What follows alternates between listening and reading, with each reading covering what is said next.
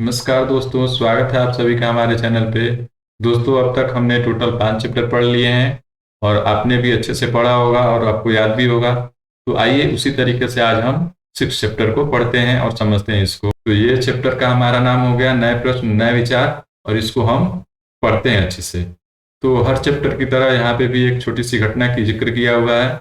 आप इसको पढ़ लीजिए और देखिए क्या कह रहा है कि जो अनघा है वो टूर के लिए जो स्कूल के द्वारा सैर कराए जाते हैं, तो उसके लिए जा रही थी और उसकी माँ कहती है अध्यापिका से कि बच्चों को बुद्ध के बारे में बताने के साथ साथ उन्हें सारनाथ दिखाने भी ले जाइएगा। है ना दोस्तों? तो इससे हमें आइडिया लगता है कि इस चैप्टर में हम लोग बुद्धिज्म के बारे में या बुद्ध के बारे में पढ़ने वाले हैं।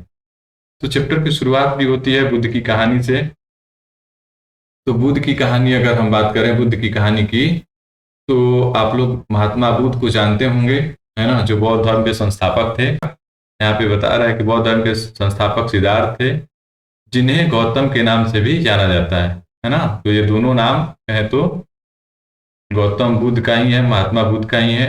तो ये दोनों नाम एक ही हैं, तो उसको लेकर के आप कंफ्यूज ना होइएगा। कह रहे हैं कि बौद्ध धर्म के जो संस्थापक थे सिद्धार्थ थे, जिन्हें गौतम के नाम से भी जाना जाता है। उनका जन्म लगभग 2500 वर्ष पूर्व हुआ था।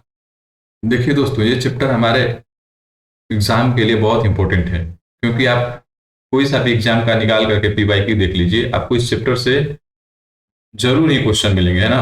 हम 100% श्योर कह सकते हैं कि इस चैप्टर से बहुत सारे क्वेश्चंस आपको मिलेंगे। पीवाईक्यू किसी भी आप एग्जाम का निकाल कर देख लीजिए, चाहे रेलवे हो, एसएससी हो, बैंक हो, या यूं कहें कि यूपीएससी तक हो। ये जो बुद्ध वाला जो चैप्टर है, ये जो चैप्टर हम लोग पढ़ रहे हैं या बुद्ध की कहानी पढ़ रहे हैं, इस चैप्टर से आपको हर एक एग्जाम में क्वेश्चन जरूर मिलेंगे, है ना। तो आप भी इस चैप्टर को बहुत ही ध्यान से पढ़िएगा, अच्छे से सुनिएगा, समझिएगा, और जो महत्वपूर्ण चीजें होंगी उसको आप नोट डाउन करते चलिएगा, ताकि आपका जो कहें कि एग्जाम पर्सपेक्टिव से आपका ये जो चैप्टर है वो कंप्लीट हो। ठीक है। तो अगर हम बुद्ध की कहानी की बात करें तो आपको दो चीजें मिली याद कर रखने लायक, कि बुद्ध जो बौद्ध धर्म है उसके संस्थापक कौन थे? सिद्धार्थ थे, जिन्हें गौतम के नाम से भी जाना जाता है। और दूसरा ये कि इनका जन्म कब हुआ था? तो जन्म लगभग 2500 वर्ष पूर्व हुआ था। ठीक है। तो ये दो इंपॉर्टेंट पॉइंट आपको मिले नोट करने के लिए। अब आगे देखते हैं। तो कह रहा है कि यह वह समय था जब लोगों के जीवन में तेजी से परिवर्तन हो रहे थे, जैसे कि हमने पिछले चैप्टर में देखा। पिछले चैप्टर में हमने क्या देखा कि महाजनपदों के कुछ राजा, है ना, महाजनपदों के कुछ राजा इस समय शक्तिशाली हो गए थे। हजारों सालों के बाद फिर से नगर उभर रहे थे, गांव के जीवन में भी बदलाव आ रहा था। आगे हम लोग देखेंगे किस तरीके से गांव के जीवन में भी बदलाव आ रहे थे, है ना। तो आगे है इसमें कि बहुत से विचारक इन परिवर्तनों को समझने का प्रयास कर रहे थे। वे जीवन के सच्चे अर्थ को भी जानना चाह रहे थे, है ना। तो बहुत सारे जो विचारक थे, वे जो परिवर्तन होते थे इसको समझने की कोशिश कर रहे थे, और साथ ही साथ जो जीवन के सच्चे अर्थ हैं उनको जानना चाह रहे थे। तो और आगे देखें, इसमें हम लोग बुद्ध को ही पढ़ रहे हैं यहाँ पे। तो बुद्ध के बारे में दूसरा चीज बता रहा है कि जो बुद्ध थे वो क्षत्रिय थे, है ना। हमने पिछले चैप्टर में वर्णों के बारे में पढ़ा, 4 तरीके के वर्ण होते थे, उसमें से जो बुद्ध थे वो क्षत्रिय थे। क्षत्रियों का काम क्या होता था? युद्ध करना और लोगों का रक्षा करना। ठीक है। तो बुद्ध जो थे वो क्षत्रिय थे तथा शाक्य नामक एक छोटे से गण से संबंधित थे। तो आपको यहाँ पे एक पॉइंट मिल गया एग्जाम के लिए जरूरी, कि बुद्ध क्षत्रिय थे तथा शाक्य नाम के एक छोटे से गण से संबंधित थे। अब आगे देखें तो बता रहा है कि युवा अवस्था में ही ज्ञान की खोज में उन्होंने घर के सुखों को छोड़ दिया। तो जो बुद्ध थे वो एक राजा के पुत्र थे, और ज्ञान की खोज में उन्होंने घर के सुखों को छोड़ दिया। अनेक वर्षों तक भ्रमण करते रहे तथा अन्य विचारकों से मिलकर चर्चा करते रहे। अंततः ज्ञान की प्राप्ति के लिए उन्होंने स्वयं ही रास्ता ढूंढने का निश्चय किया। दोस्तों, उन्होंने युवावस्था में ही घर को छोड़ दिया और ज्ञान की प्राप्ति में अलग अलग विचारकों से मिलते रहे और भ्रमण करते रहे। लेकिन बुद्ध को इन सबसे संतुष्टि नहीं मिली, तो उन्होंने अंततः क्या किया कि ज्ञान प्राप्ति के लिए उन्होंने स्वयं ही रास्ता ढूंढने का निश्चय किया। ठीक है। अब आगे देखते हैं क्या कर रहे हैं। आगे बता रहा है कि इसके लिए उन्होंने बोध गया में, जो कि कहाँ पे पड़ता है, बिहार में, है ना। आगे कह रहा है कि इसके लिए उन्होंने बोध गया बिहार में एक पीपल के नीचे कई दिनों तक तपस्या की। अब दोस्तों यहाँ पे भी आपको एक पॉइंट मिल गया एग्जाम के लिए कि सबसे पहले उन्हें ज्ञान की प्राप्ति कहाँ हुई, तो बोध गया में, है ना। तो ये चीजें आप नोट डाउन कर लीजिएगा कि बुद्ध को ज्ञान की प्राप्ति कहाँ पे हुई, बोध गया में, जो कि कहाँ पे पड़ता है, बिहार में। और किस पेड़ के नीचे, तो पीपल के पेड़ के नीचे, ठीक है ना। वही आगे बता रहा है कि अंततः उन्हें ज्ञान प्राप्त हुआ। तो ये जो यहाँ पे हम लोग पढ़े कि ज्ञान की प्राप्ति कहाँ हुई, बोध गया में, जो कि बिहार में पड़ता है, किस पेड़ के नीचे, पीपल के पेड़ के नीचे। तो इस चीज को आप जरूर से नोट डाउन कर लीजिएगा, क्योंकि ये चीजें पूछी गई हैं तो आगे भी पूछी जाएंगी।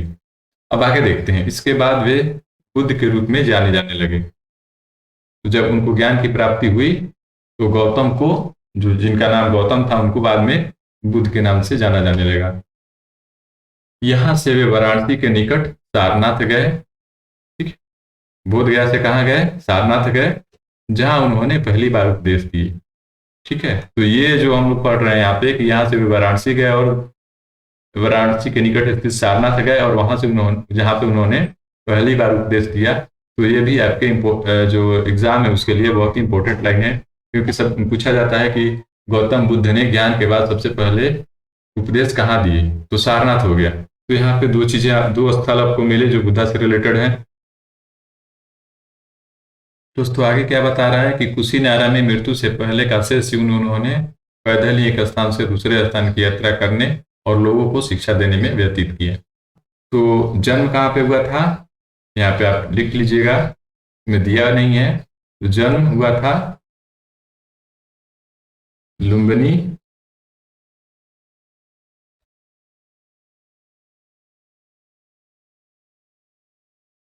जो कि नेपाल में, और मृत्यु कहाँ पे हुई थी, तो मृत्यु हुई थी कुशीनारा में। यहाँ पे आप देख सकते हैं लिखा हुआ है। चलिए थोड़ा सा गलती हम लिख दिए, लेकिन आप इसको नोट डाउन कर लीजिएगा। हमने बता दिया कि ये कहाँ पे इनका मृत्यु हुआ था, तो कुशीनारा में, है ना। तो ये सारे इंपॉर्टेंट चीज आपको मिल गए यहाँ पे कि ज्ञान की प्राप्ति कहाँ पे हुई थी, बोध गया में। प्रथम उपदेश कहाँ दिया था, सारनाथ में। और जन्म कहाँ पे हुई थी, लुम्बिनी नेपाल में। और मृत्यु कहाँ पे हुई थी, कुशीनारा, जो कि भारत में पड़ता है ना। तो ये सारी चीजें हम लोग ने जाना, जो कि हमारे एग्जाम के पॉइंट ऑफ व्यू से काफी जरूरी थी और इससे कई दफा क्वेश्चन पूछे गए हैं। अब आगे देखें, इसमें तो बता रहा है कि कुशीनारा में मृत्यु से पहले का शेष जीवन उन्होंने पैदल ही एक स्थान से दूसरे स्थान की यात्रा करने और लोगों को शिक्षा देने में व्यतीत किया। और कुछ देखते हैं इसमें क्या दिया हुआ है बुद्धा के बारे में।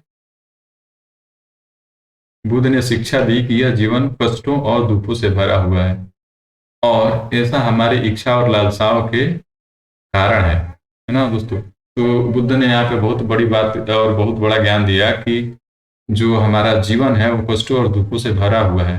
और ऐसा क्यों है, क्योंकि ऐसा हमारी इच्छा और लालसाओं के कारण है ना।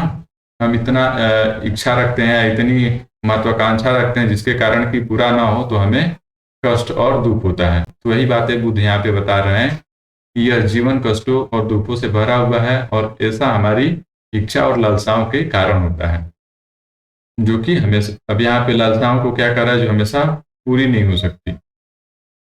अब आगे बता रहा है कि कभी कभी हम जो चाहते हैं वो प्राप्त कर लेने के बाद भी संतुष्ट नहीं होते, है ना। कभी कभी हम जो चाहते हैं वह प्राप्त कर लेने के बाद भी संतुष्ट नहीं होते एवं और अधिक वस्तुओं को पाने की इच्छा करने लगते हैं। तो बुद्ध ने इस लिप्सा को तन्हा या तृष्णा कहा है।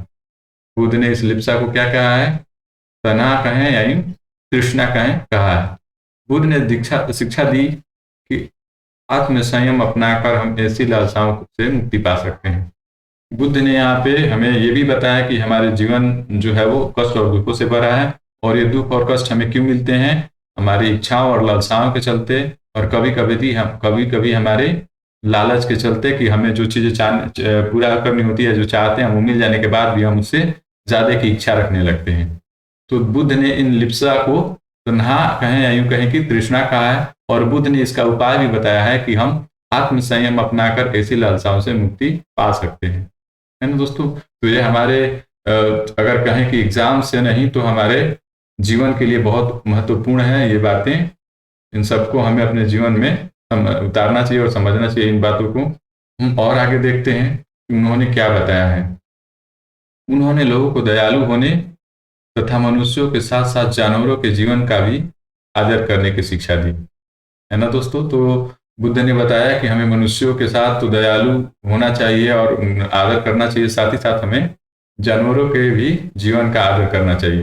वे मानते थे कि हमारे कर्मों का परिणाम चाहे वे अच्छे हों या बुरे, हमारे वर्तमान जीवन के साथ साथ बाद के जीवन को भी प्रभावित करते हैं, है ना।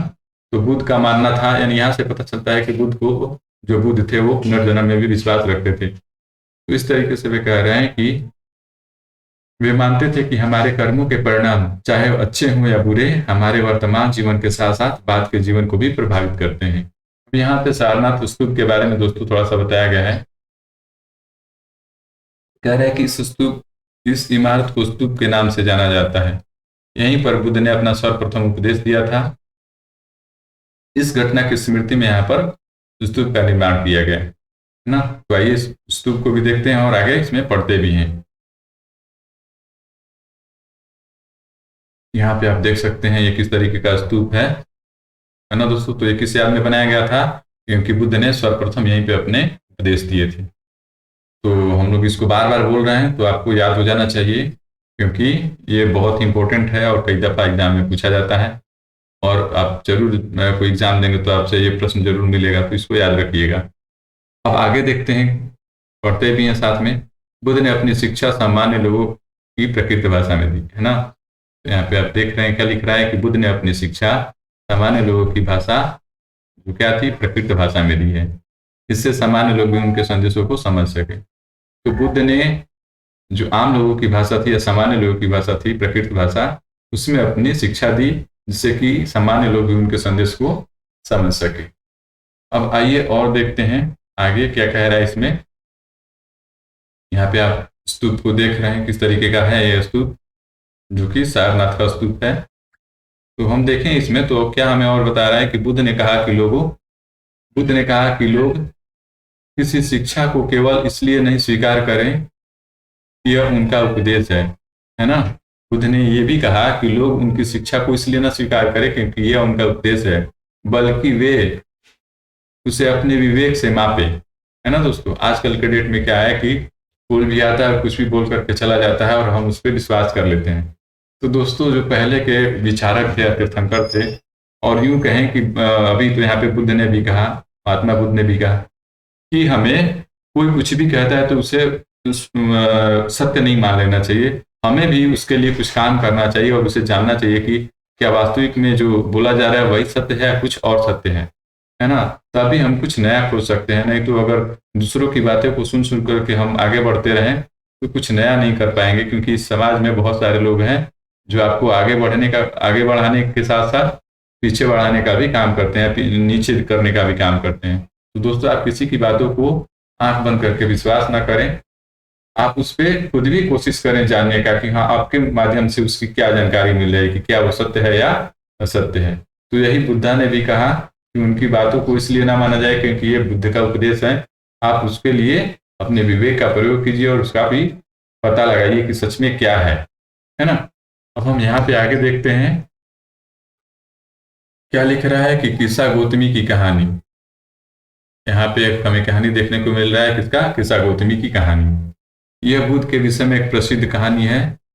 एक समय की बात है, किस्सा गौतमी नामक एक स्त्री का पुत्र मर गया, है ना। जो किस्सा गौतमी है इसका एक पुत्र मर गया। इस बात से वह इतनी दुखी हुई कि वह अपने बच्चे को गोद में लिए नगर की सड़कों पर घूम घूम कर लोगों से प्रार्थना करने लगी कि कोई उसके पुत्र को जीवित कर दो। एक भला व्यक्ति ने उसे बुद्ध के पास ले गया, है ना।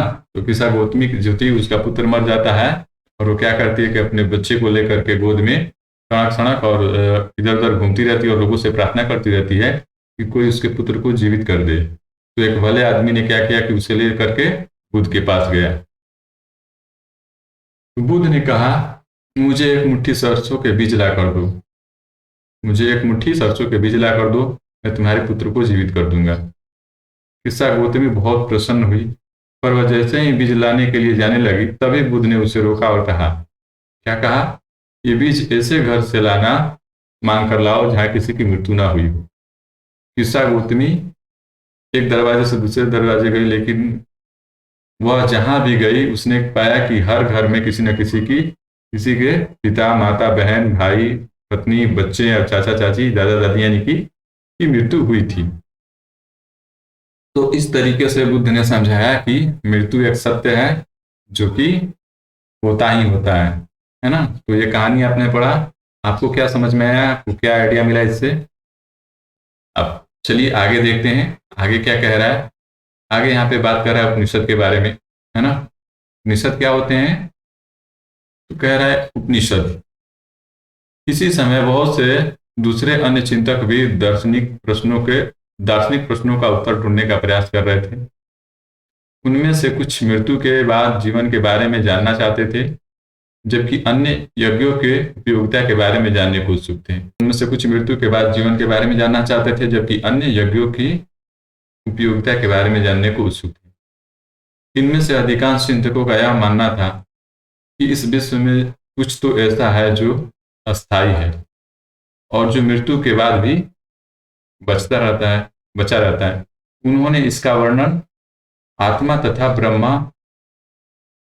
अथवा सार्वभौम आत्मा के रूप में किया। वे मानते थे कि अंततः आत्मा तथा ब्रह्मा एक ही है ना। तो बहुत सारे जो चिंतक थे उनका मानना था कि आत्मा तथा ब्रह्मा एक ही है। आइए और देखते हैं इसमें क्या हमें मिलता है।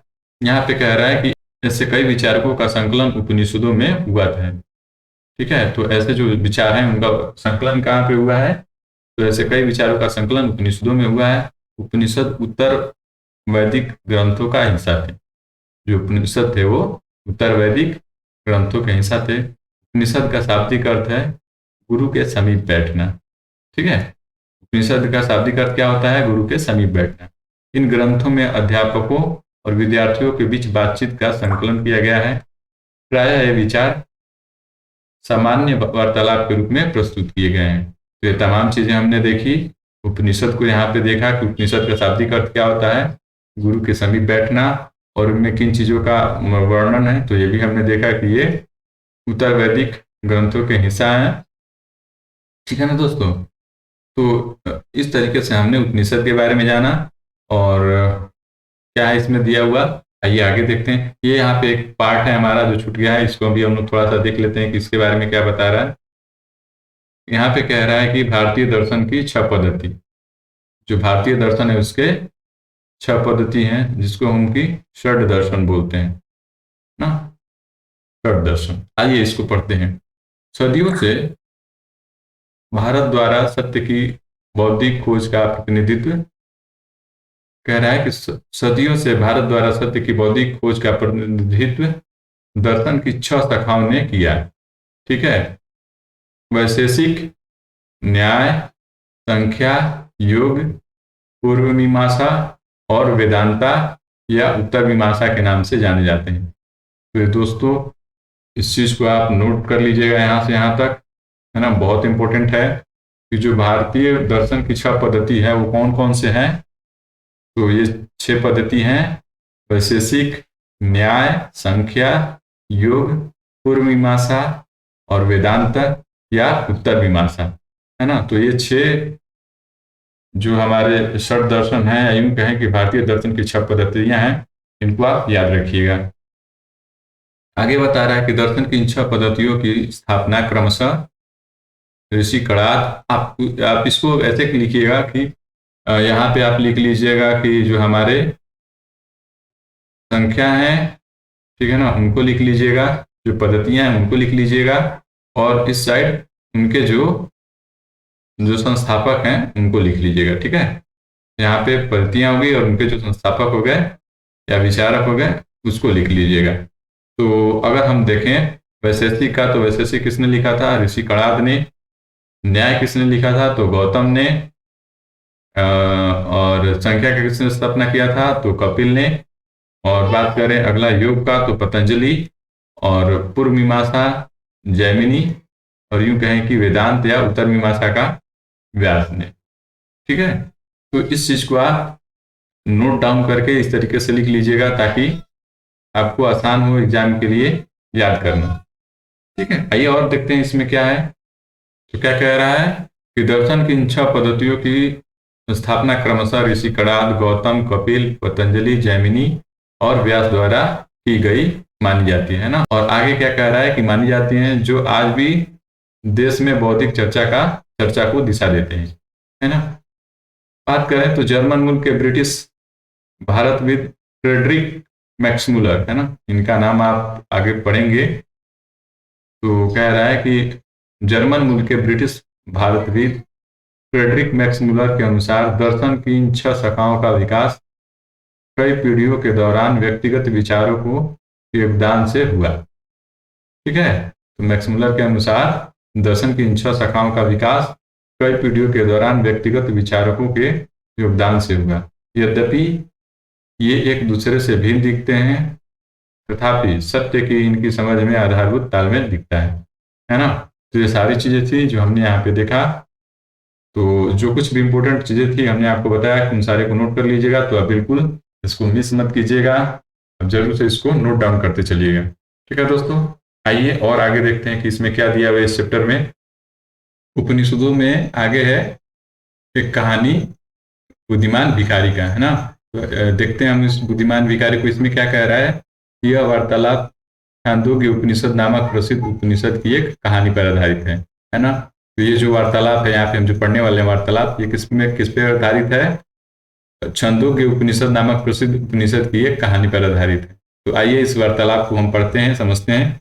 शौनक व अभिप्रतारिण नामक 2 ऋषि सार्वभौम आत्मा की उपासना करते थे, है ना। यहाँ पे 2 ऋषि हैं, शौनक और अभिप्रतारिण। ये दोनों सार्वभौम आत्मा की उपासना करते थे। एक बार जब ही वे भोजन करने के लिए बैठे, एक भिखारी आया और भोजन मांगने लगा। शौनक ने कहा, हम तुम्हें कुछ नहीं दे सकते, है ना। तो जो एक ऋषि थे, उन्होंने, जिनका नाम शौनक था, उन्होंने कहा कि हम तुम्हें कुछ नहीं दे सकते। भिखारी ने पूछा, विद्वजन, आप किसकी उपासना करते हैं। तो दूसरे जो ऋषि थे अभिप्रतारिण, उन्होंने उत्तर दिया, सार्वभौम आत्मा की। तो भिखारी कहते हैं, ओह, इसका मतलब आप यह जानते हैं कि सार्वभौम आत्मा संपूर्ण विश्व में विद्यमान है। ऋषियों ने कहा, हाँ हाँ, हम यह जानते हैं। फिर भिखारी आगे बोलता है। भिखारी ने पूछा, अगर यह सार्वभौम आत्मा संपूर्ण विश्व में विद्यमान है, तो यह मेरे अंदर भी विद्यमान है। मैं कौन हूँ? मैं इस विश्व का एक भाग ही तो हूँ। तो इस बात को सुनकर के जो ऋषि थे वो क्या बोलते हैं, तुम सत्य बोलते हो युवा ब्राह्मण, इसीलिए हे ऋषियों, मुझे भोजन न देकर आप उस सार्वभौम आत्मा को भोजन देने से मना कर रहे हैं ना। तो जो भिखारी था वो काफी ज्ञानी लगता है, कहता है कि हे ऋषियों, मुझे भोजन न देकर आप उस सार्वभौम आत्मा को भोजन देने से मना कर रहे हैं। भिखारी की बात की सच्चाई जानकर ऋषियों ने उसे भोजन दे दिया। तो देखा आपने, ये जो हमने वार्तालाप पढ़ा है, एक उपनिषद से लिया गया है, और किस उपनिषद से लिया गया है ये हमने ऊपर में देखा। ठीक है, तो आइए और आगे देखते हैं इसमें और क्या चर्चाएं मिलती हैं। तो कह रहा है इसमें कि इन चर्चाओं में भाग लेने वाले अधिकांशतः पुरुष ब्राह्मण तथा राजा होते थे, है ना। तो जो इस तरीके के वार्तालाप हमें उपनिषदों में मिलते हैं, उसमें भाग लेने वाले अधिकांशतः पुरुष ब्राह्मण तथा राजा होते थे। कभी कभी गार्गी, अपाला, घोषा, मैत्रेयी जैसी स्त्री विचारकों का उल्लेख भी मिलता है ना। तो इनका ध्यान रखिएगा, गार्गी, अपाला, घोषा, मैत्रेयी जैसी स्त्री विचारकों का उल्लेख भी मिलता है, जो अपने विद्वता के लिए जानी जाती थी और वाद विवाद में भाग लिया करती थी। आगे है, निर्धन व्यक्ति इस तरह के वाद विवाद में बहुत कम ही हिस्सा लेते थे। इस तरह का एक प्रसिद्ध अपवाद सत्यकाम जबाला का है ना। सत्यकाम जबाला क्या बता रहे हैं उसके बारे में। सत्यकाम जबाला का नाम उसकी दासी माँ के नाम पर पड़ा। सत्यकाम के मन में सत्य जानने की तीव्र जिज्ञासा उत्पन्न हुई। ठीक है, तो यहाँ पे एक अपवाद के रूप में हम पढ़ रहे हैं किसको, जो कि मतलब निर्धन व्यक्ति इस तरह के वाद विवाद में नहीं पढ़ते थे, लेकिन यहाँ पे एक निर्धन व्यक्ति का अपवाद मिलता है जिसका नाम था सत्यकाम जबाला, है ना। तो सत्यकाम जबाला के बारे में कह रहा है कि सत्यकाम जबाला का जो नाम था उसकी दासी माँ के नाम पर पड़ा। सत्यकामा के मन में सत्य जानने की तीव्र जिज्ञासा उत्पन्न हुई। गौतम नामक एक ब्राह्मण ने उनसे, यहाँ पे क्या बोल रहा है कि गौतम नामक एक ब्राह्मण ने उन्हें अपने विद्यार्थी के रूप में स्वीकार किया तथा वह अपने समय के सर्वाधिक प्रसिद्ध विचारकों में से एक बन गए, है ना। तो आप यहाँ पे देख रहे हैं कि ज्यादातर जो निर्धन थे वो इस तरह के विवादों में या विचारकों में नहीं होते थे, लेकिन यहाँ पे हमने सत्यकाम जबाला का उदाहरण पढ़ा जो कि अपवाद के रूप में हमें मिलता है। ये अपने समय के जो सर्वाधिक प्रसिद्ध विचारक थे उनमें से एक बन गए। उपनिषदों के कई विचारों का विकास बाद में प्रसिद्ध विचारक शंकराचार्य के द्वारा किया गया, है ना। तो जो उपनिषद थे उनमें कई विचारों का जो विकास हुआ वो बाद के प्रसिद्ध विचारक जैसे शंकराचार्य थे उनके द्वारा किया गया। ठीक है, तो और चीजें इसके बारे में हम आगे के चैप्टर में पढ़ेंगे। आइए इसमें इस चैप्टर में क्या क्या है हम देखते हैं। अब कह रहा है यहाँ पे हमें पाणिनि के बारे में पढ़ने को, व्याकरणविद पाणिनि, है ना। तो इसमें क्या कह रहा है कि इस युग में कुछ अन्य विद्वान भी खोज कर रहे थे। उन्हीं प्रसिद्ध विद्वानों में से एक पाणिनि ने संस्कृत भाषा के व्याकरण की रचना की। ठीक, तो ये इंपॉर्टेंट है, इसको ध्यान रखिएगा। क्या कह रहा है कि पाणिनि ने संस्कृत भाषा के व्याकरण की रचना की। उन्होंने स्वर तथा व्यंजनों को एक विशेष क्रम में रखकर उनके आधार पर सूत्रों की रचना की। ये सूत्र बीज गणित के सूत्रों से काफी मिलते जुलते हैं, है ना। तो जो कह रहा है यहाँ पे कि उन्होंने स्वरों और व्यंजनों को एक विशेष क्रम में रखकर उनके आधार पर सूत्रों की रचना की, और ये जो सूत्र हैं ये सूत्र बीज गणित के सूत्रों से काफी मिलते जुलते हैं। इनका प्रयोग उन्होंने संस्कृत भाषा के प्रयोगों के नियम लघु सूत्रों के रूप में लिखे। ठीक है, तो यहाँ पे क्या बता रहा है, इसका प्रयोग कर उन्होंने संस्कृत भाषा के प्रयोगों के नियम लघु सूत्रों के रूप में लिखे। ठीक है ना, लगभग कितना पुराना है ये, 3000 साल पहले लिखे। ठीक है, तो हमने अब तक में बौद्ध धर्म के बारे में पढ़ा, साथ ही साथ उपनिषदों के बारे में पढ़ा। अब आइए हम एक और धर्म जो कि जैन धर्म था उसके बारे में पढ़ते हैं। हमने शुरू में ही कहा था कि बौद्ध धर्म और जैन धर्म से बहुत सारे सवाल आते हैं हर एक एग्जाम में, तो हमने बौद्ध धर्म के बारे में कुछ बातें जानी। आगे के चैप्टर में हम और भी बातें जानेंगे, तब तक के लिए अभी इस चैप्टर में जितना है उसको हम सीखते चलते हैं। तो आइए हम जैन धर्म के बारे में पढ़ते हैं। इसमें कह रहा है कि इसी युग में अर्थात लगभग 2500 वर्ष पूर्व जैन धर्म के 24वें तीर्थंकर, यूं कहें कि जैन धर्म के 24वें तथा अंतिम तीर्थंकर वर्धमान महावीर ने भी अपने विचारों का प्रसार किया। ठीक है, तो जैन धर्म के यहाँ पे एक पॉइंट आपको मिल जाएगा कि जैन धर्म के 24वें तीर्थंकर कौन थे, वर्धमान महावीर, और सबसे अंतिम तीर्थंकर कौन थे, वर्धमान महावीर ही थे। ठीक है, तो ये दो चीजें आपको यहाँ से मिल गई जो कि काफी इंपॉर्टेंट है, इसको आप नोट डाउन कर लीजिएगा। आगे देखते हैं। वह वज्जी संघ के लिच्छवी कुल के एक क्षत्रिय राजकुमार थे। हमने पिछले चैप्टर में वज्जी के बारे में पढ़ा है, वज्जी संघ के बारे में, तो उसी के बारे में बता रहा है कि ये जो वर्धमान महावीर थे वह वज्जी संघ के लिच्छवी, है ना, जो सबसे शक्तिशाली होता था, उसी के बारे में कह रहा है कि वह वज्जी संघ के लिच्छवी कुल के एक क्षत्रिय राजकुमार थे। दोस्तों यहाँ पे देख रहे हैं कि बुद्ध जो थे वो भी क्षत्रिय थे, और यहाँ पे वर्धमान महावीर हैं ये भी क्षत्रिय थे। इस संघ के विषय में तुमने अध्याय 5 में पढ़ा है ना, जो कि हमने पढ़ा है मतलब पिछले चैप्टर में। आगे कह रहा है कि 30 वर्ष की आयु में उन्होंने घर छोड़ दिया। अब यहाँ से एक पॉइंट और निकल जाता है कि कितने वर्ष की आयु में उन्होंने घर त्याग किया, तो 30 वर्ष की आयु में उन्होंने घर त्याग किया और जंगल में रहने लगे। 12 वर्ष तक उन्होंने कठिन व एकाकी जीवन व्यक्त किया, इसके बाद उनको ज्ञान प्राप्त हुई। तो कितने वर्ष तक उन्होंने, यूं कहें तो ये तपस्या की बात कर रहा है, यूं कहें तो कितने वर्षों तक तपस्या की, तो उन्होंने 12 वर्ष तक कठिन एकाकी जीवन व्यतीत किया, इसके बाद उन्हें ज्ञान प्राप्त हुआ। ठीक है, तो ये पॉइंट हो गया आपको नोट करने के लिए, इसको भी आप नोट कर लीजिएगा। आइए और आगे देखते हैं। इसमें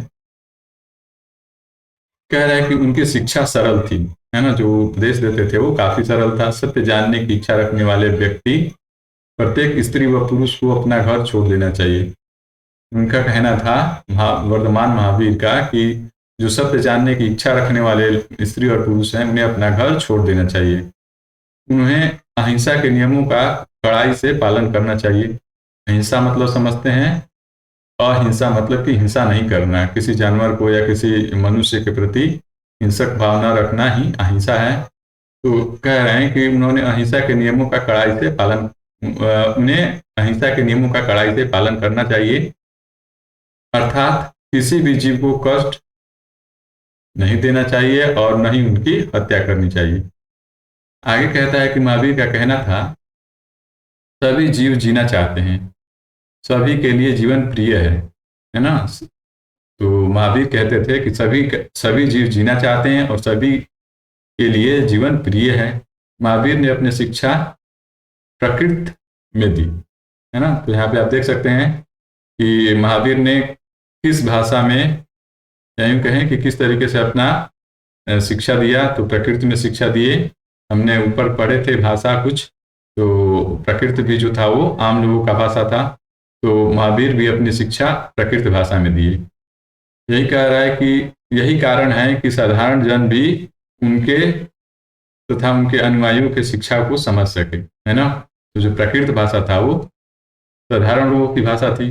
तो महावीर और बुद्ध दोनों ने प्रकृति भाषा में उपदेश दिए या शिक्षा दिए, जिसके चलते क्या हुआ कि साधारण लोग भी तथा उनके अनुयायियों की शिक्षा को भी समझ सके। देश के अलग अलग हिस्सों में प्रकृति के अलग अलग रूप प्रचलित थे। प्रचलन क्षेत्र के आधार पर ही उनके अलग अलग नाम थे। जैसे मगध में बोली जाने वाली प्रकृति मगधी कहलाती थी। आप देखते हैं कि कोई भी भाषा हो तो थोड़ा जगह बदलने के साथ उसमें बदलाव आता है। तो वही बातें हैं यहाँ पे भी कि प्रकृति भाषा के अलग अलग रूप प्रचलित थे। प्रचलन क्षेत्र के आधार पर ही उनके अलग अलग नाम थे। जैसे अगर हम उदाहरण की बात करें तो मगध में बोली जाने वाली प्रकृति मगधी कहलाती थी। ठीक है दोस्तों, आइए और आगे देखते हैं इस चैप्टर में क्या क्या दिया हुआ है। ये सारी चीजें इंपॉर्टेंट है हम लोग के लिए। कह रहा है कि जैन नाम से जाने गए महावीर के अनुयायियों को भोजन के लिए भिक्षा मांगकर सदा जीवन बिताना होता था। उन्हें पूरी तरह से ईमानदार होना पड़ता था तथा चोरी न करने की उन्हें सख्त हिदायत। ठीक है दोस्तों, तो जो जैन अनुयायी होते थे उन्हें भोजन के लिए भिक्षा मांगना होता था और सादा जीवन बिताना होता था तथा पूरी तरीके से ईमानदार होकर रहना पड़ता था। और चोरी के लिए इन्हें सख्त हिदायत थी कि वो चोरी नहीं कर सकते हैं। उन्हें ब्रह्मचर्य का पालन करना होता था। ठीक है, तो ये जो जैन अनुयायी थे उनके उनके उनको उनकी जो नियमें थी वो हम यहाँ पे समझ रहे हैं कि किस तरीके से उन्हें रहना होता था। आगे कह रहा है कि पुरुषों को वस्त्र सहित सब कुछ त्याग देना पड़ता था, है ना। पुरुषों को वस्त्रों सहित सब कुछ त्याग देना पड़ता था। जो जैन अनुयायी थे उन्हें वस्त्र तक भी त्यागने होते थे। तो ये सारी चीजें थी। और क्या है इसमें, आगे देखते हैं। आगे कह रहा है कि अधिकांश व्यक्तियों के लिए ऐसे कड़े नियमों का पालन करना बहुत कठिन था, है ना। इतने कठोर, आपने ऊपर पढ़ा कि इतने कठोर नियम थे, तो इनका पालन करना अधिकांश व्यक्तियों के लिए कठिन हो गया था। फिर भी हजारों व्यक्तियों ने इस नई जीवन शैली को जानने और सीखने के लिए अपने घर को छोड़ दिया। कई अपने घरों पर ही रहे और भिक्षु भिक्षुणी बने लोगों को भोजन प्रदान कर उनकी सहायता करते रहे, है ना। ऊपर आपने देखा कि कितने कठिन नियम थे जो जैन अनुयायी होते थे उनके लिए। तो इसी के चलते अधिकांश व्यक्तियों को ऐसे कड़े नियमों का पालन करना बहुत कठिन था। फिर भी हजारों व्यक्तियों ने इस नई जीवन शैली को जानने और सीखने के लिए अपने घरों को छोड़ दिया। ठीक है दोस्तों, आगे कह रहा है कि कई अपने घर पर ही रहे और भिक्षु भिक्षुणी बने लोगों को भोजन प्रदान कर उनकी सहायता करते थे, है ना। तो इतना कुछ जाना हमने। अब यहाँ पे जैन शब्द का मतलब बता रहा है। जैन शब्द का मतलब क्या होता है? जैन शब्द जीन ना, जैन शब्द जिन शब्द से निकला है, जिसका अर्थ होता है विजेता, है ना। तो इस चीज को आप याद रखिएगा, जैन शब्द का मतलब क्या होता है। आइए और आगे देखते हैं इस चैप्टर में। तो यहाँ पे बताया गया है कि मुख्यतः व्यापारियों ने जैन धर्म का समर्थन किया। जैन धर्म का समर्थन किसने किया? मुख्यतः व्यापारियों ने जैन धर्म का समर्थन किया। किसानों के लिए नियमों का पालन अत्यंत कठिन था, क्योंकि फसल की रक्षा के लिए उन्हें कीड़े मकोड़ों को मारना पड़ता था। बाद की सदियों में जैन धर्म उत्तर भारत के कई हिस्सों के साथ साथ गुजरात, तमिलनाडु और कर्नाटक में फैल गया। आगे कह रहा है कि महावीर तथा उनके अनुयायियों की शिक्षाएं कई शताब्दियों तक मौखिक रूप में ही रही। वर्तमान रूप में उपलब्ध जैन धर्म की शिक्षाएं लगभग 1500 वर्ष पूर्व गुजरात में वल्लभी नामक स्थान पर लिखी गई थी। ठीक है दोस्तों, तो ये सारी चीजें हमने यहाँ पे देखा जैन धर्म के बारे में। और कुछ आगे हम इसमें देखते हैं कि और जैन धर्म के बारे में क्या दिया गया है। तो ये सारी चीज़ों को हम पढ़ते चल रहे हैं, याद करते चल रहे हैं। तो आइए देखते हैं कि आगे क्या कह रहा है। आगे कह रहा है संघ, है ना। तो संघ क्या होता था, आइए इसको समझते हैं। कह रहा है कि महावीर तथा बुद्ध दोनों का ही मानना था कि घर त्याग करने पर ही सच्चे ज्ञान की प्राप्ति हो सकती है। ऐसे लोगों के लिए उन्होंने संघ नामक संगठन बनाया, जहां पर घर त्याग कर रहने वाले लोग एक साथ रह सकें, है ना। तो संघ क्या होता था, संघ ऐसा संगठन था जहां पर घर त्याग करने वाले लोग एक साथ रह सकते थे। ठीक है दोस्तों, तो इस चीज को समझ लीजिएगा। और संघ के बारे में क्या बता रहा है कि संघ में रहने वाले बौद्ध भिक्षुओं के लिए बनाए गए नियम विनय पिटक नामक ग्रंथ से मिलते हैं। हाँ, तो संघ में रहने वाले जो भिक्षु थे उनके लिए नियम बनाए गए थे, और नियम किस ग्रंथ से मिलते हैं, विनय पिटक नामक ग्रंथ से मिलते हैं। तो इस चीज को, विनय पिटक को आप याद कर लीजिएगा कि एक बौद्ध ग्रंथ है, ठीक है ना। तो विनय पिटक क्या है, एक बौद्ध ग्रंथ है। इसमें क्या मिलता है, तो बौद्ध भिक्षुओं के संघ में रहने के नियम मिलते हैं। विनय पिटक से हमें पता चलता है कि संघ में पुरुषों और स्त्रियों के रहने की अलग अलग व्यवस्था थी, है ना। तो विनय पिटक से हमें क्या पता चलता है कि संघ में पुरुषों और स्त्रियों के रहने की अलग अलग व्यवस्था थी। ठीक है। अब आगे कह रहा है कि सभी व्यक्ति संघ में प्रवेश ले सकते थे। यहाँ पे सभी के लिए ओपन था संघ। संघ में सभी व्यक्ति प्रवेश ले सकते थे। हालांकि संघ में प्रवेश के लिए बच्चों को अपने माता पिता से, दासों को अपने स्वामी से, राजा के यहाँ काम करने वाले लोगों को राजा से, तथा कर्जदारों को अपने देनदारों से अनुमति लेनी होती थी। एक स्त्री को इसके लिए अपने पति से अनुमति लेनी होती थी। तो जो स्त्री होती थी, अगर वो संघ में रहना चाहती थी तो उसे अपने पति से अनुमति लेना होता था। बाकी जो लोग थे, बच्चों को जैसे बात करें बच्चों को, तो बच्चों को अपने माता पिता से, जो दास होते थे वो अपने स्वामी से, और राजा के यहाँ काम करने वाले लोगों को राजा से, तथा कर्जदारों को अपने देनदारों से अनुमति लेनी होती थी। तो ये तमाम चीजें थी संघ के बारे में। और क्या पढ़ने वाले हैं हम संघ के बारे में। कह रहा है कि संघ में प्रवेश लेने वाले स्त्री पुरुष सादा जीवन जीते थे। वे अपना अधिकांश समय ध्यान करने में बिताते थे, और एक दिन एक निश्चित समय में वे शहरों और गांवों में जाकर भिक्षा मांगते थे, है ना।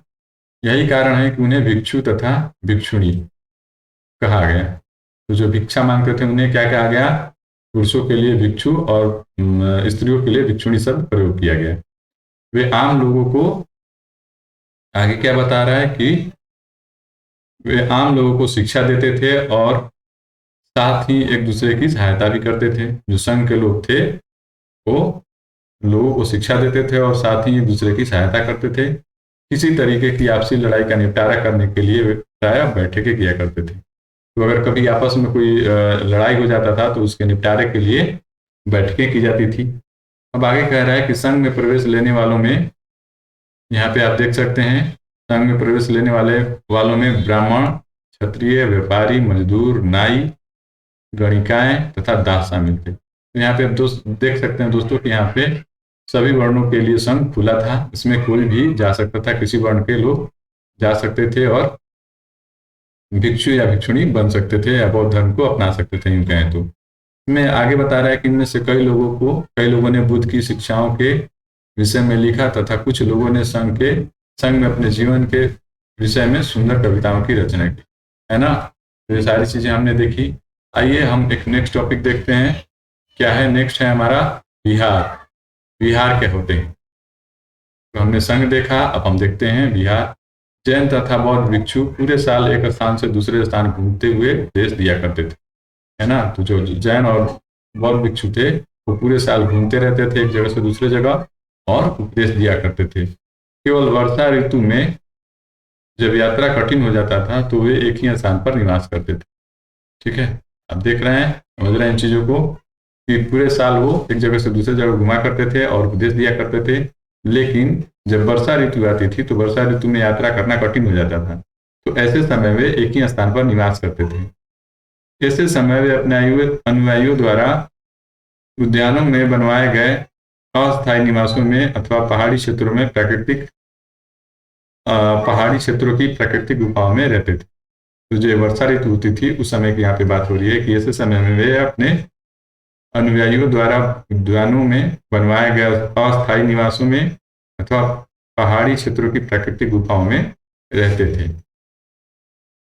और आगे क्या इसमें बता रहा है, आगे कह रहा है कि जैसे जैसे समय बीतता गया, भिक्षु भिक्षुणियों ने स्वयं तथा उनके समर्थकों ने अधिक अस्थायी शरणास्थलों की आवश्यकता का अनुभव किया। तब कई शरणास्थल बनाए गए जिन्हें विहार कहा गया, है ना। तो आप समझ गए कि विहार क्या होता है। तो विहार जैसे वर्षा ऋतु में जब भिक्षु और भिक्षुणी रुकते थे तो उनके स्थान को ही हम विहार कहते हैं। तो शुरुआती दौर में क्या था कि अस्थायी निवास होते थे, प्राकृतिक क्षेत्रों की जो पहाड़ियाँ होती थी उनकी प्राकृतिक गुफाओं में रहते थे, लेकिन समय बीतने के साथ साथ उन्हें इसकी आवश्यकता अनुभव हुई कि उन्हें अस्थायी व्यवस्था चाहिए रहने के लिए। तो इसके चलते क्या हुआ कि बाद में कई शरणार्थल बनाए गए जिन्हें विहार कहा गया। ठीक है दोस्तों, अब आइए आगे देखते हैं और क्या बता रहे हैं आरंभिक विहार के बारे में। यहाँ पे आप देख सकते हैं एक फिगर दिया हुआ है ना। इस फिगर के बारे में यहाँ पे देख सकते हैं किस तरीके से पहाड़ को काट करके बनाया गया है। तो इसको हम जानते हैं क्या है। पहाड़ी को काट कर बनाई गई ये गुफा, यह कार्ले वर्तमान महाराष्ट्र के स्थित है। ये जो गुफा है ये कहाँ पे वर्तमान में स्थित है, महाराष्ट्र में। कह रहा है कि भिक्षु भिक्षुणी इन शरण स्थलों में रहकर ध्यान किया करते थे। तो जो ये विहार होते थे इनका उपयोग ध्यान करने के लिए या रहने के लिए किया जाता था। कह रहा है कि आरंभिक विहार लकड़ी के बनाए गए तथा बाद में इनके निर्माण में ईंटों का प्रयोग किया गया, है ना। तो शुरुआती जो विहार थे वो लकड़ी के बनाए जाते थे और बाद में इनके निर्माण के लिए ईंटों का प्रयोग होने लगा। पश्चिमी भारत में विशेषकर कुछ विहार पहाड़ियों को खोदकर बनाए गए। तो पश्चिमी भारत की अगर बात करें तो वहाँ पे पश्चिमी भारत में विशेषकर कुछ विहार पहाड़ियों को खोदकर बनाए गए। यहाँ पे कह रहा है कि एक बौद्ध ग्रंथ से क्या ज्ञात होता है। तो जिस तरह महासागरों में मिलने पर नदियों की अलग अलग पहचान समाप्त हो जाती है, ठीक उसी तरह बुद्ध के अनुयायी जब भिक्षुओं की श्रेणी में प्रवेश करते हैं तो वे अपना वर्ण, श्रेणी और परिवार सब त्याग देते हैं, है ना दोस्तों। तो बौद्ध ग्रंथ से हमें क्या पता चलता है कि जिस तरह महासागरों में मिलने पर नदियों की पहचान, अलग अलग नदियों की पहचान समाप्त हो जाती है, ठीक उसी तरीके से बुद्ध के अनुयायी जब भिक्षुओं की श्रेणी में प्रवेश करते हैं तो वे अपना वर्ण, श्रेणी, परिवार सब त्याग देते हैं। आइए हम अपने चैप्टर में आगे देखते हैं और क्या दिया हुआ है। यहाँ पे कह रहा है कि प्रायः किसी धनी व्यापारी, राजा अथवा भूस्वामी द्वारा दान में दी गई भूमि पर विहार का निर्माण होता था, है ना। स्थानीय व्यक्ति भिक्षु भिक्षुणियों के लिए भोजन, वस्त्र तथा दवाइयाँ लेकर आते थे, जिसके बदले वे भिक्षु और भिक्षुणी उनको शिक्षा देते थे। आगे कह रहा है कि आगे आने वाली शताब्दियों में बौद्ध धर्म उपमहाद्वीप के विभिन्न हिस्सों के साथ साथ बाहरी क्षेत्रों में भी फैल गया। ठीक है, तो ये सारी चीजें हमने समझा। और क्या इसमें कह रहा है कि इस समय बौद्ध धर्म की एक नई धारा महायान का विकास हुआ। तो आगे चल करके जो बौद्ध धर्म था वो दो भागों में बट गया, एक महायान और एक हीनयान। तो महायान के बारे में यहाँ पे बात कर रहा है कि इस समय बौद्ध धर्म की एक नई धारा महायान का विकास हुआ। इसकी दो मुख्य विशेषताएं थी। जो महायान था उसकी दो मुख्य विशेषताएं थी। क्या थी? पहले मूर्तियों में बुद्ध की उपस्थिति सिर्फ कुछ संकेतों के माध्यम से दर्शाई जाती थी। मिसाल के तौर पर उनका निर्वाण प्राप्ति को पीपल के पेड़ की मूर्ति द्वारा दर्शाया जाता था, पर अब बुद्ध की प्रतिमाएं बनाए जाने लगी। महायान की यहाँ पे बात हो रही है। महायान धारा में क्या हुआ कि उनके प्रतिमाएं बनाई जाने लगी। इनमें से अधिकांश मथुरा में तो कुछ तक्षशिला में बनाई जाने लगी थी। कहाँ कहाँ पे बन रहा था? मथुरा तथा तक्षशिला में। दूसरा परिवर्तन इसमें क्या था महायान में? दूसरा परिवर्तन में कह रहा है कि दूसरा परिवर्तन बोधिसत्व में हुआ। क्या परिवर्तन हुआ? दूसरा परिवर्तन बोधिसत्व में आस्था को लेकर आया। बोधिसत्व उन्हें कहते हैं जो ज्ञान प्राप्ति के बाद एकांतवास करते हुए ध्यान साधना कर सकते थे, है ना। तो इसमें क्या बदलाव आया? लेकिन ऐसा करने के बजाय वे लोगों को शिक्षा देने और मदद करने के लिए सांसारिक परिवेश में ही रहना ठीक समझने लगे। धीरे धीरे बोधिसत्व की पूजा काफी लोकप्रिय हो गई और पूरे मध्य एशिया, चीन और बाद में कोरिया तथा जापान तक भी फैल गए। ठीक है, तो यहां तक हमने देखा। आगे क्या कह रहा है? आगे है बौद्ध धर्म का प्रसार पश्चिमी तथा दक्षिणी भारत में हुआ। जहां बौद्ध भिक्षुओं को रहने के लिए पहाड़ियों में दर्जनों गुफाएं खोदी गई। दक्षिण पूर्व की ओर श्रीलंका, म्यांमार, थाईलैंड, इंडोनेशिया सहित दक्षिण पूर्व एशिया के अन्य भागों में भी फैला।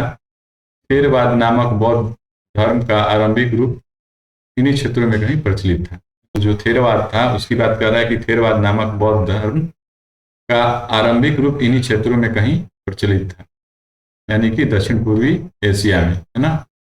चलिए यहाँ पे आगे देखते हैं क्या है। आगे है तीर्थयात्री। क्या बता रहा है इसके बारे में? तीर्थयात्री। तीर्थयात्री क्या होते हैं? तीर्थयात्री वे स्त्री पुरुष होते हैं जो प्रार्थना के लिए पवित्र स्थानों की यात्रा किया करते हैं। इसी तरह भारत की यात्रा पर आया चीनी वैद्य तीर्थयात्री पाशियन, है ना, काफी प्रसिद्ध है। तो आप इसको नोट डाउन कर लीजिएगा कि पाशियन कौन था? एक चीनी बौद्ध तीर्थयात्री था। वह करीब 1600 साल पहले आया। xuanzang 1400 साल पहले भारत आया और उसके करीब 50 साल बाद इत्सिंग आया, है ना। तो ये तमाम जो चीनी तीर्थयात्री थे वो भारत आए। बुद्ध के जीवन से जुड़ी जगहों और सिद्ध मठों को देखने के लिए भारत आया करते थे। तो बौद्ध तीर्थयात्री थे तो बहुत से जुड़ी जो चीजें थी या जो जगह और मठे थी उनको देखने के लिए भारत आया करते थे। इनमें से प्रत्येक तीर्थयात्री ने अपनी यात्रा का वर्णन लिखा। उन्होंने अपनी यात्रा के दौरान आई मुश्किलों के बारे में लिखा। इन यात्राओं में कई वर्ष लग जाया करते थे। ठीक है। जिन देशों और मठों को उन्होंने देखा उसके बारे में उन्होंने लिखा और उन किताबों के बारे में भी उन्होंने लिखा जिन्हें वे अपने साथ ले गए थे। ठीक है। तो ये तमाम चीजें थी तीर्थयात्रियों के बारे में। आइए और आगे देखते हैं किसमें क्या दिया होगा। तो यहाँ पे एक नालंदा के बारे में बात हुआ है, जो कि आप देख सकते हैं कहाँ पड़ता है, बिहार में। नालंदा यूनिवर्सिटी हुआ करता था जो कि जला दिया गया था बख्तियार खिलजी के द्वारा। और अब अभी कुछ दिन पहले आपने देखा होगा कि प्रधानमंत्री मोदी ने उसका फिर से उद्घाटन किया है। तो नालंदा विश्वविद्यालय को फिर से बनाया जा रहा है। यहाँ पे नालंदा के बारे में क्या बता रहा है कि शिक्षा का एक विशिष्ट केंद्र, जो नालंदा था वो क्या था? शिक्षा का एक विशिष्ट केंद्र था। xuanzang तथा अन्य तीर्थयात्रियों ने उन समय के सबसे प्रसिद्ध बौद्ध विद्या केंद्र नालंदा, जो कि बिहार में है, वहां पे अध्ययन किया। उसने नालंदा के बारे में इस प्रकार लिखा है, यहाँ के शिक्षक योग्यता तथा बुद्धि में सबसे आगे हैं। यहाँ के जो शिक्षक हैं वो योग्यता तथा बुद्धि में सबसे आगे हैं। बुद्ध के उपदेशों का वह पूरी ईमानदारी से पालन करते हैं। मठ के नियम काफी सख्त हैं जिन्हें सबको मानना पड़ता है ना। जो भी वहां पे रहते थे उन सभी को बौद्ध के जो नियम थे, बुद्ध के जो नियम थे उन्हें मानना पड़ता था। पूरे दिन वाद विवाद ही चलते रहते थे, जिससे युवा और वृद्ध दोनों ही एक दूसरे की मदद करते हैं। जिससे कि युवा और वृद्ध दोनों ही एक दूसरे की मदद करते हैं।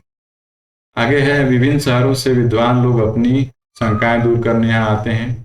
नए आगंतुकों से पहले द्वारपाल ही कठिन प्रश्न पूछते हैं। तो सोचिए दोस्तों किस तरीके का नालंदा यूनिवर्सिटी था कि जो नए उसमें स्टूडेंट एक कहें या नए आगंतुक आते थे, उनका एंट्री द्वारपालों के कठिन प्रश्नों पर डिपेंड करता था।